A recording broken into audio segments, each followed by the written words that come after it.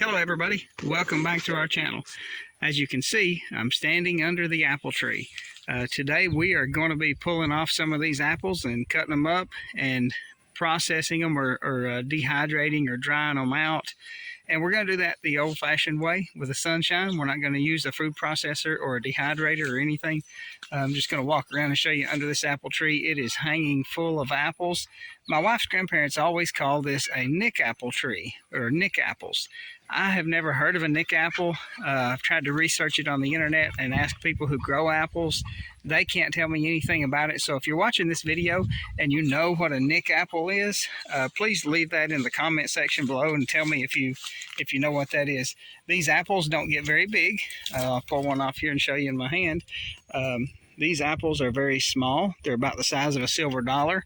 And these aren't the type of apples you would just run out and pull off the tree and eat. You can, but the flavor of them isn't that good when you're pulling them off green and eating them. These apples are really for cooking.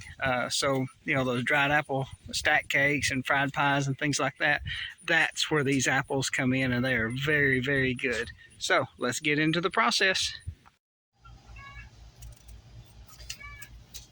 Peeling your apples is one of the longest processes, or one of the longest parts. Make sure you have a really sharp knife. I prefer a knife with a straight edge, not a serrated blade. Just a couple of tips there. If you have a serrated blade, it seems like you tend to cut into the apple and cut chunks out of it. A little paring knife works very well. And also make sure that your knife is sharp. It's important to have a sharp knife. You want to be careful with a sharp knife not to cut yourself. But with a sharp knife, it allows you to remove the peeling without removing big chunks of the meat. And then when you're slicing your apple up, you want thin, little, small slices, just like that. You want to take off little pieces. You don't want great big chunks. You want to slice them, relatively thin, a quarter of an inch or so, something like that, about a quarter of an inch thick. And then you have, and I have been slicing for a little while. I'll show you here with the camera. I have a pretty good bowl already started. Don't worry, your apples will turn brown as you're peeling them. Don't be alarmed when that happens. As you can see, I've only been peeling for about 30 minutes. The apples are already starting to get a little bit of a brown color to them. Don't worry if that happens. It's going to happen. That's the drying process. As they dry, they'll turn to a golden brown. And whenever I get ready to spread them out on the screen and start the drying process, I'll show you that. But as you're peeling, don't worry if your apples start to turn brown. They'll do it almost within 5 to 10 minutes. After you got your apples peeled, you want to spread them out. Some people have used pieces of tin or sheet metal or anything like that'll work.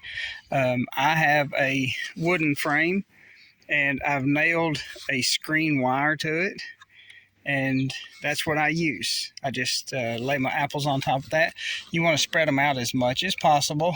And a long time ago, people used to actually put them up on top of their roof so that the sunshine would hit them and dry them out like that. I will put mine in my truck, and I'm going to show you that in just a second. And there we go.